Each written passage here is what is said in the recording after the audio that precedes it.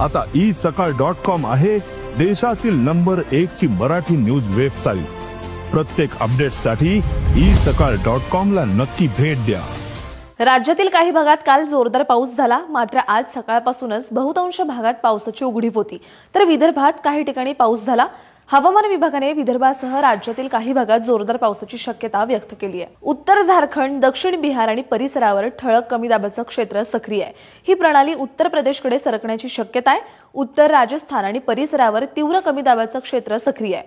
मान्सूनचा आस असलेला कमी दाबाचा पट्टा राजस्थानच्या बिकानेर पासून तीव्र कमी दाबाचं केंद्र हमीरपूर, झारखंडमधील कमी दाबाचं केंद्र ते आग्नेय बंगालच्या उपसागरापर्यंत सक्रिय आहे। हवामान विभागाने आज विदर्भातील अमरावती, नागपूर, भंडारा, गोंदिया, चंद्रपूर आणि गडचिरोली जिल्ह्यात काही ठिकाणी जोरदार पावसाचा अंदाज व्यक्त केला, तर विदर्भातील इतर जिल्ह्यांमध्ये ढगाळ वातावरणासह हलक्या सरी पडतील अशी शक्यता आहे। मराठवाड्यातील सर्व जिल्हे तसंच पुणे, सातारा, कोल्हापूर, सोलापूर आणि सांगली जिल्ह्यात काही ठिकाणी हलक्या पावसाचा अंदाजही हवामान विभागाने दिलाय। उद्या विदर्भातील सर्वच जिल्ह्यांमध्ये काही ठिकाणी जोरदार पावसाची शक्यता आहे।